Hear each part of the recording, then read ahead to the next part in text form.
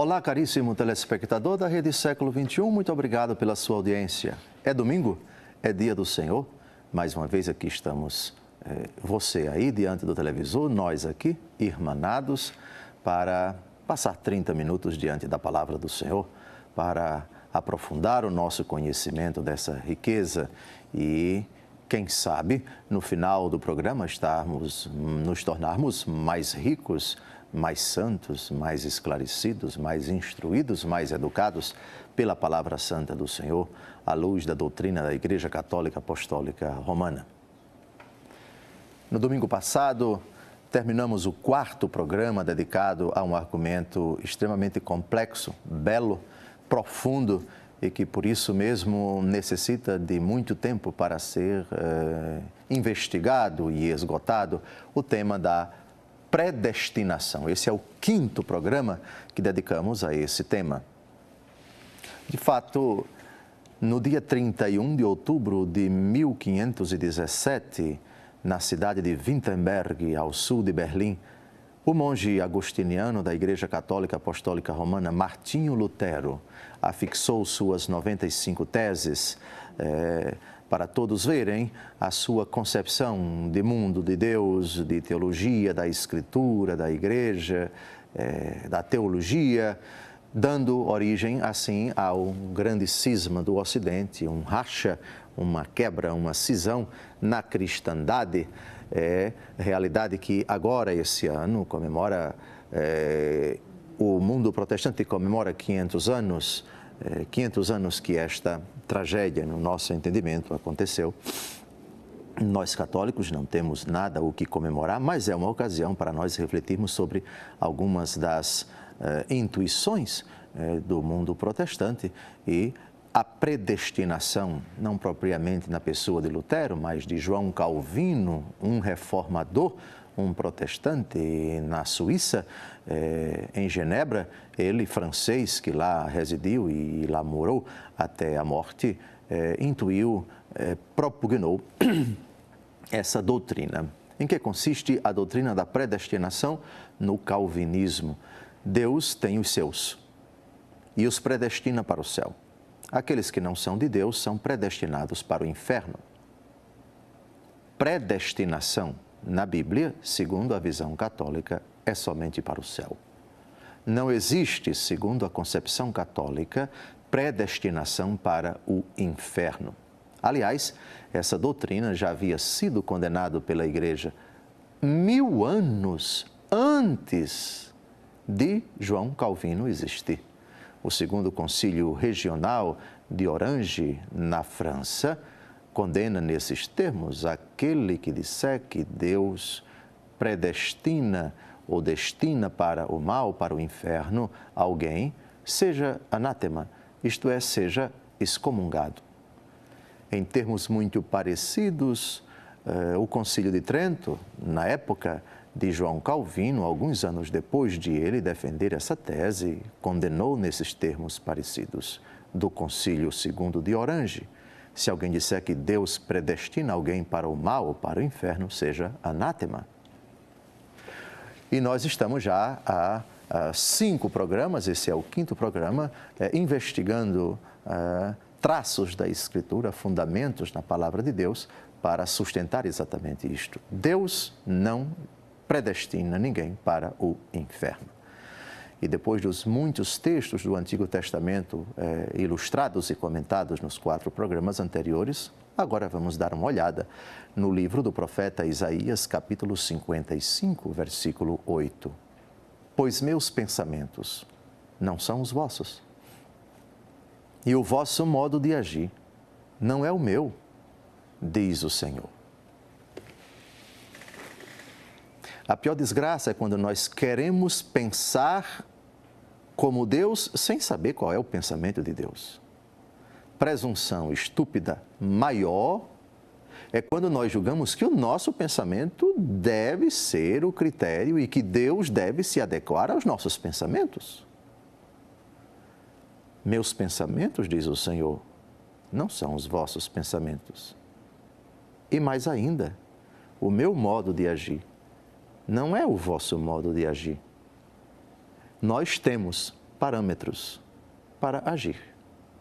E nós julgamos por vezes, mais ou menos de forma acertada, aqui mais ou menos acertadamente, ali mais ou menos desacertadamente, emitimos juízos, elaboramos, julgamos, predispomos, elaboramos, projetamos os nossos critérios de ação. E agimos de acordo com os critérios, muitas vezes contextualizados, atuais ou não, ultrapassados ou não, e nem sempre conhecemos toda a realidade. Deus é circunspecto, tem a visão de conjunto. Não tem a visão apenas do espaço total, todo o planeta Terra, todo o universo, a visão de conjunto, mas tem também a visão de conjunto do tempo.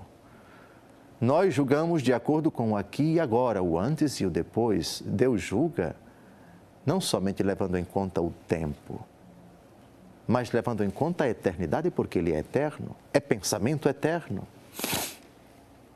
O pensamento situado no tempo leva em conta fatores temporais, aspectos temporais, coisas contingentes, mas não aspectos eternos, imutáveis. A ciência de Deus, o conhecimento de Deus são absolutamente insondáveis. Minha maneira de agir não é a vossa maneira de agir. Isso significa que Deus tem o seu tempo e nós temos o nosso. Às vezes, quando se trata de uma intervenção divina, não raro nós dizemos, porque Deus está demorando. A palavra de Deus diz, num determinado salmo, que para Deus 1000 anos são como um dia que passou. Para Deus não há realidade tardia, nem realidade abreviada. Deus é. Isso significa que o jeito de Deus agir, é verdade, no tempo, é um jeito, no tempo, mas um jeito de Deus. Portanto, é muito importante que nós confrontemos nosso jeito de pensar e o nosso jeito de agir, de um lado, com o pensamento de Deus do outro e o seu jeito de agir do outro. O que tarda muitas vezes é a natureza humana diante dos chamados de Deus. Dou um exemplo.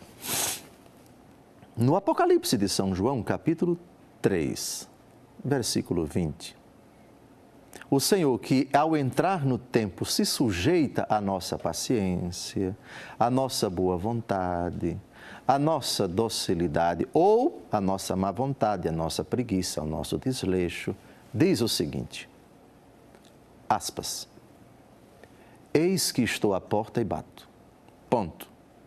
Se alguém abrir, vírgula, entrarei e cearemos juntos, eu com ele e ele comigo.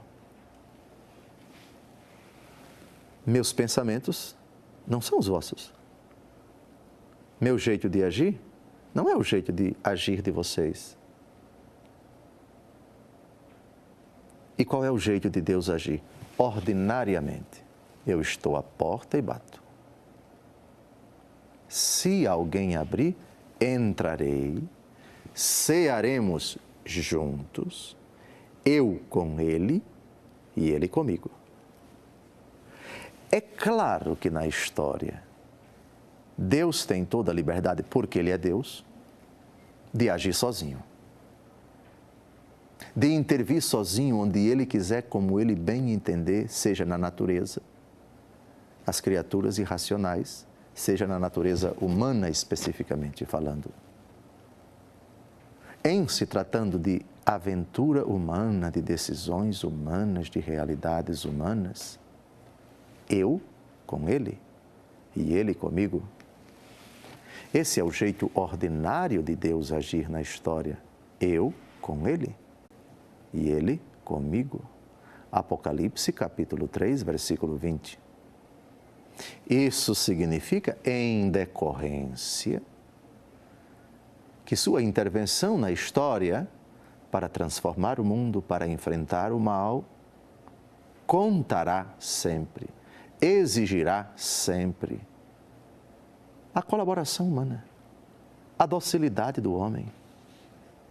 Ao bater, esperando que nós abramos o nosso coração, ou seja, que nos tornemos dóceis a Ele, que não nos oponhamos a Ele, mas mais do que isso, que queiramos colaborar com Ele, como diz o apóstolo Paulo, eu vivo, mas já não sou eu que vivo, é Cristo que vive em mim. Cearemos juntos, eu com Ele e Ele comigo.